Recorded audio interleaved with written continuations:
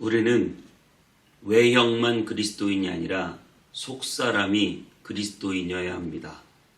우리가 겉으로만 세례를 받는 것이 아니라 우리의 속으로 성령의 세례를 받아야 합니다.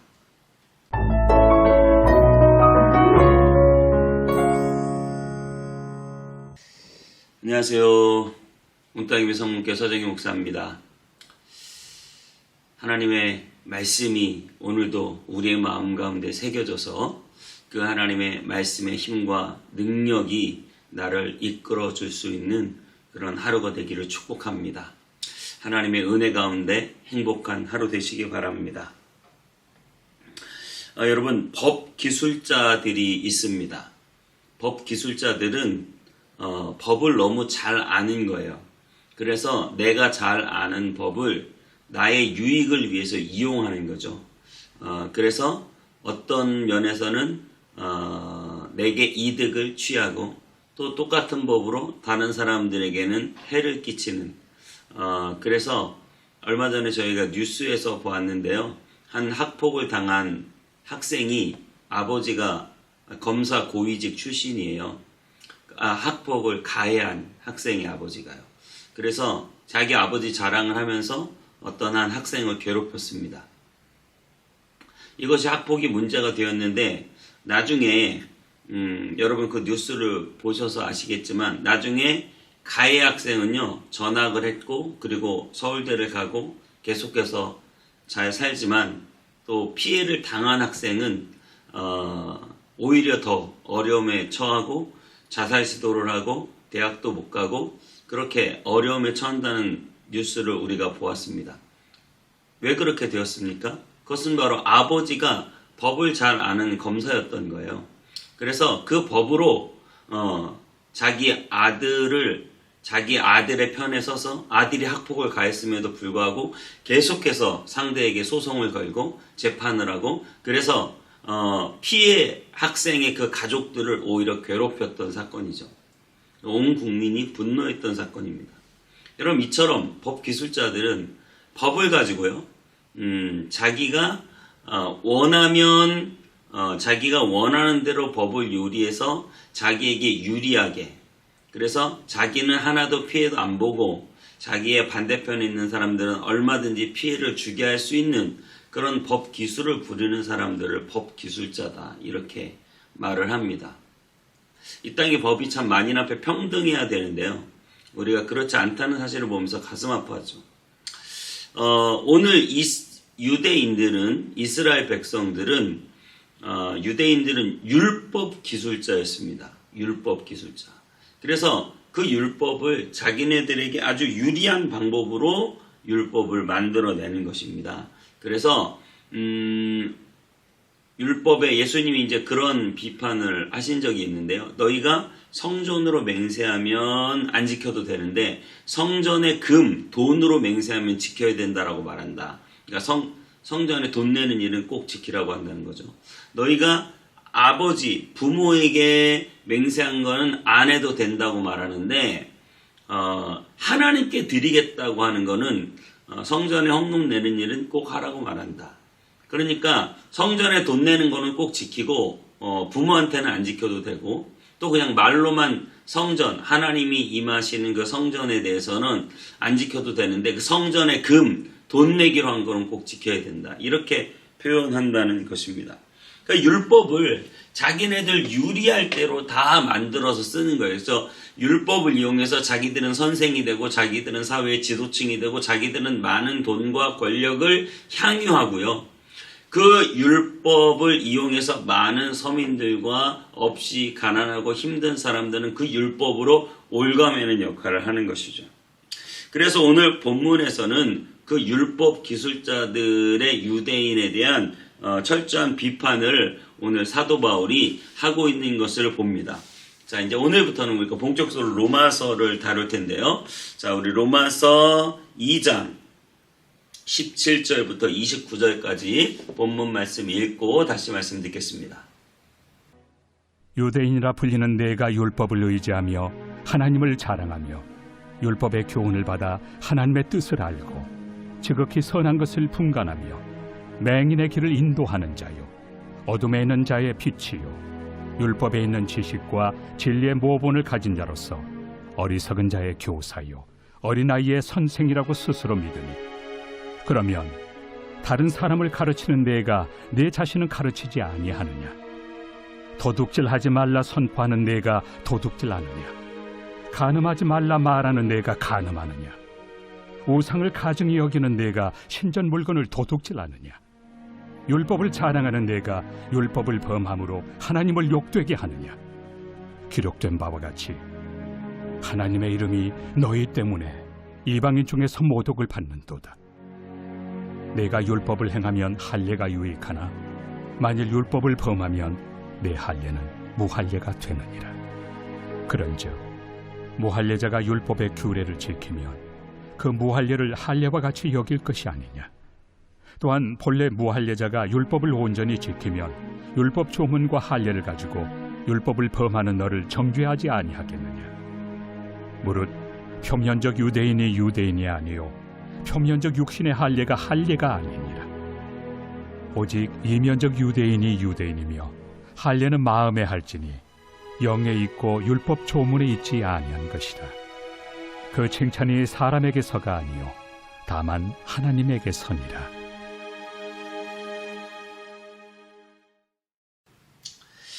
네, 그렇습니다. 오늘 17절에 이렇게 말하는데요. 유대인이라 불리는 내가 율법을 의지하며 하나님을 자랑하며 유대인이라 불리는 네가 율법을 의지하고 하나님을 자랑하며 그러면서 계속 그 아래 율법의 교훈을 받아 하나님의 뜻을 알고 맹인의 길을 인도하고 또 율법 있는 지식과 진리의 모본을 가진 자로서 또 교사로 선생으로 있고 그러면서도 네가 다른 사람 열심히 가르치면서 그 율법으로 너는 가르치지 않는다. 네가 도둑질하지 말라고 하면서 도둑질하고 네가 간음하지 말라고 하면서 간음하고 네가 우상을 섬기지 말라고 하면서 신전 물건을 도둑질한다. 율법을 자랑하는 네가 오히려 율법을 범함으로 하나님을 욕되게 한다. 그러면서 24절에 이렇게 말합니다. 하나님의 이름이 너희 때문에 이방인 중에서 모독을 받는다. 저는 이 율법을 지키는 그리고 그 율법을 자기 마음대로 개량해서 자기의 유익한 대로 유리한 대로 써먹는 이 유대인들을 보면서 우리 그리스도인들 생각이 나는 것이죠. 우리 그리스도인들도 교회를 오래 다녔어요. 10년, 20년, 30년 교회를 다니면서 믿음이라는 것이 무엇인지 알고 성경이 무엇인지 알고 구원을 어떻게 받아야 되는지 알아요. 그래서 그런 거에 너무 익숙하게 잘 알고 있어요. 그런데 생활이 어때요? 내가 믿는다고 하면서도 믿는 자의 삶을 드러내지 않아요. 그래서 하나님의 영광을 이방인 중에 가리는 것이죠. 오늘 유대인들에게 비판하는 이 비판이 우리 그리스도인에게 그대로 적용된다라고 하는 사실이죠. 그래서 저는 이렇게 말하고 싶어요. 믿음 기술자들이다. 우리가 믿음 기술자들인 거예요. 내가 이렇게 믿어서 복 받고 이렇게 믿으면 기도해서 나한테 좋은 일이 생기고 이렇게 믿으면 천국 간다. 이거 너무 잘 알아요. 그래서 나에게 유리한 대로 쏙쏙쏙.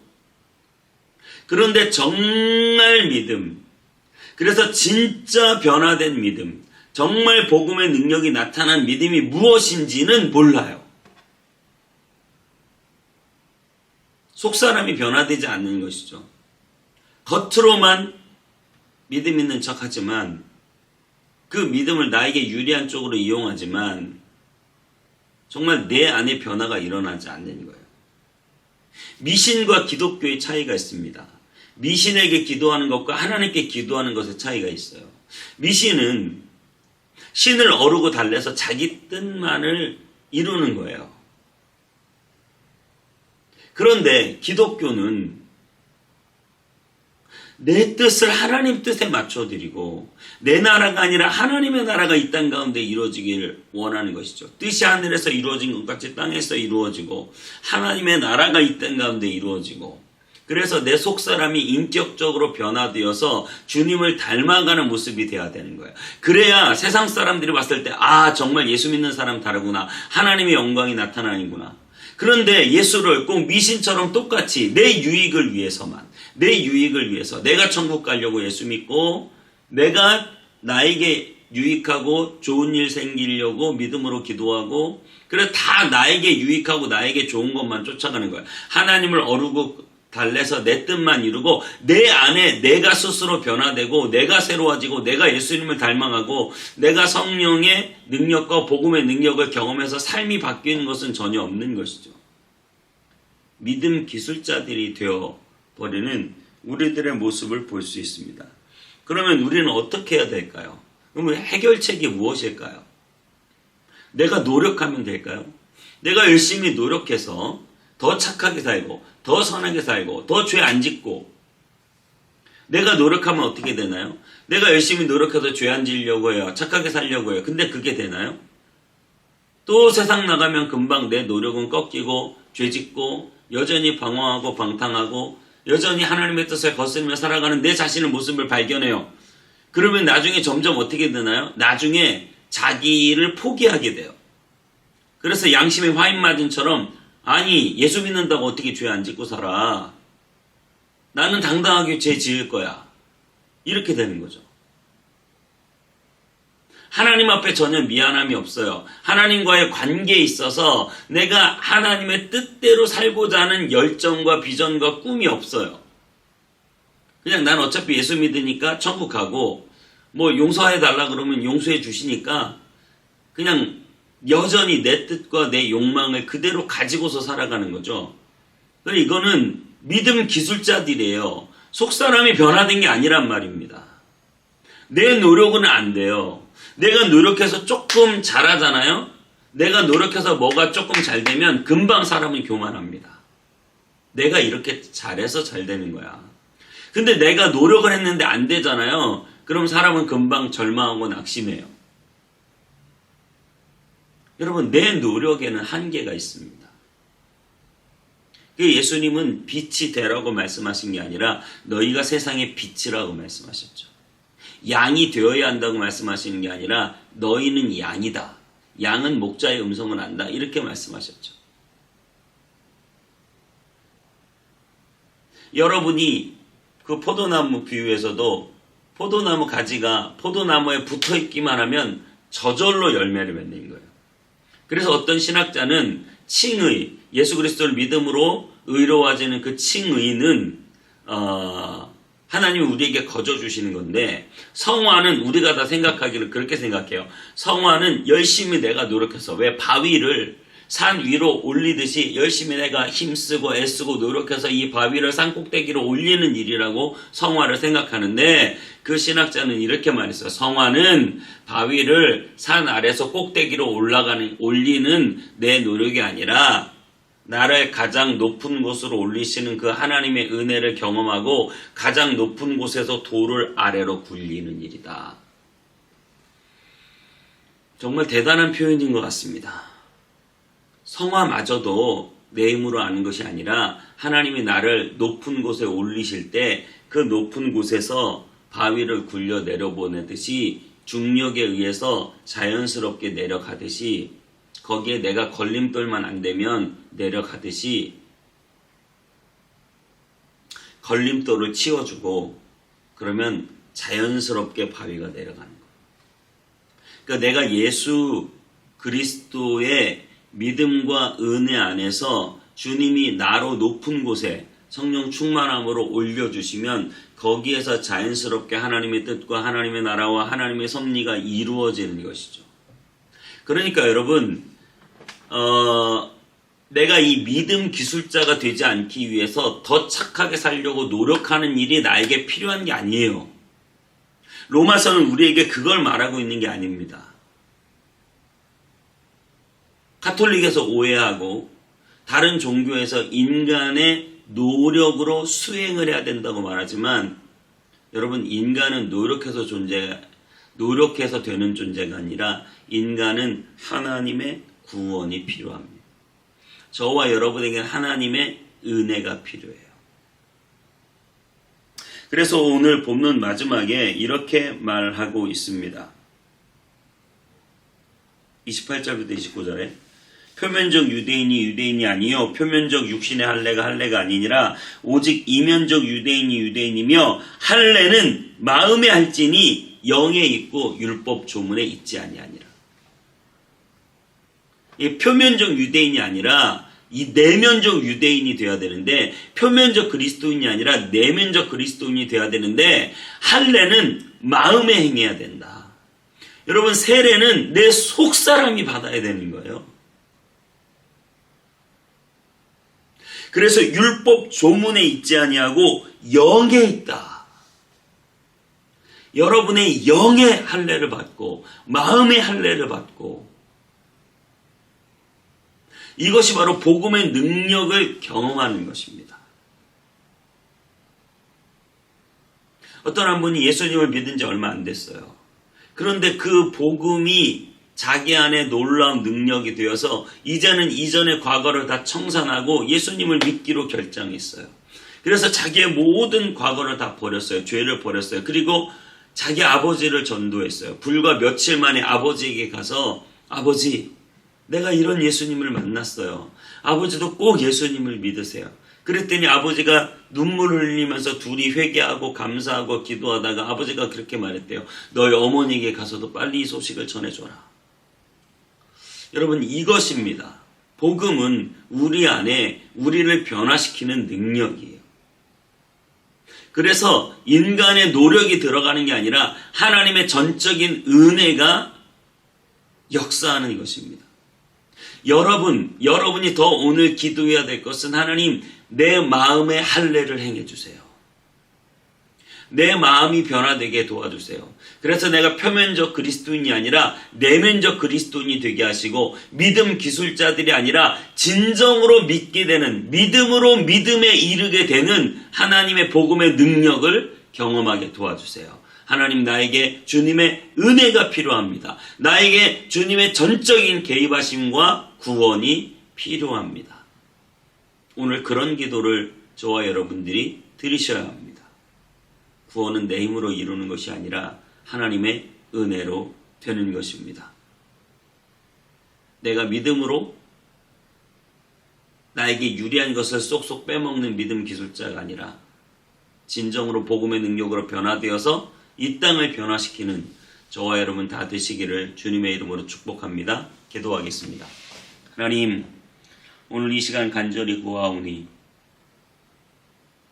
그저 내 표면적인 그리스도인이 아니라 내면적 그리스도인이 되게 하시고, 정말 세례를 내 겉 육체에 물을 뿌리는 것이 아니라 내 속에 영원하도록 솟아나는 생명의 강이 흘러넘치게 하셔서 정말 내가 마음의 할례가 행해지는, 내 마음에 성령의 세례가 충만히 임하는, 그래서 내가 무엇이든 주님의 뜻을 따라 살고 주님의 뜻에 맞추고 주님이 기뻐하시는 일을 나도 기뻐하며 하나님의 영광을 위해 달려가는 우리의 삶이 되도록 마음의 할례를 행하여 주시옵소서. 감사드리고 예수님의 이름으로 기도하옵나이다. 아멘.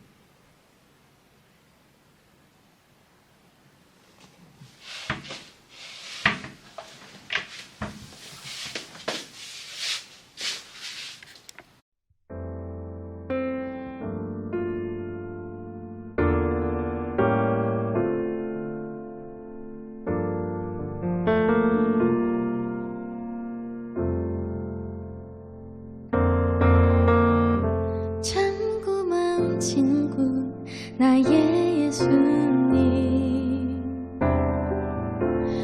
나는 깨지기 쉬운 질그릇과 같으나 때론 낙심해도 포기치 않음은 예수의 생명이 내 안에 있기에 내 삶의 동행자 나의 예수님, 나는 기대가 없는 어린 나귀 같으나 때로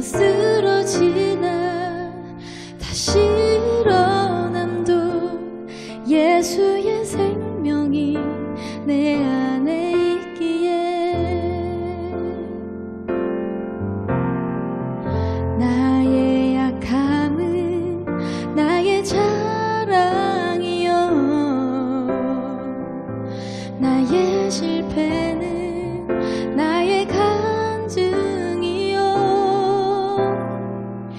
나의 아픔은 나의 영광이니 그 부르심 따라 내가 걸어갑니다.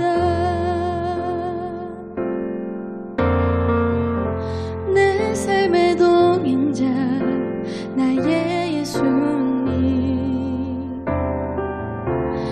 나는 기대가 없는 어린 나귀 같으나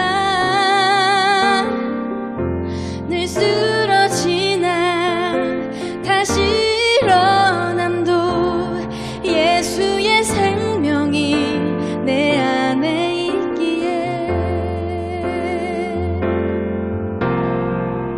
나의 약함은 나의 자랑이요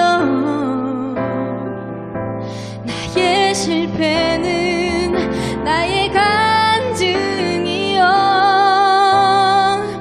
나의 아픔은 나의 영광이니 그 부르심 따라 내가 걸어갑니다.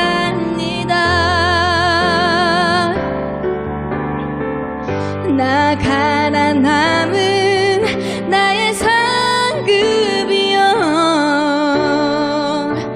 나 미련함도 나의 자랑이요 나 쓰러짐은 나의 고백이니 그 부르심 따라 내가 걸어갑니다.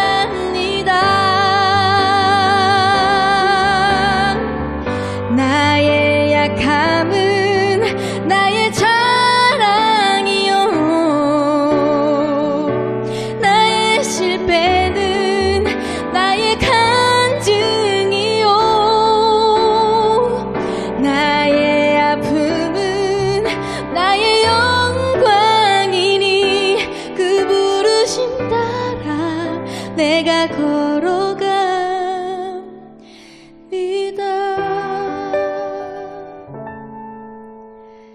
그 부르심 따라 내가 걸어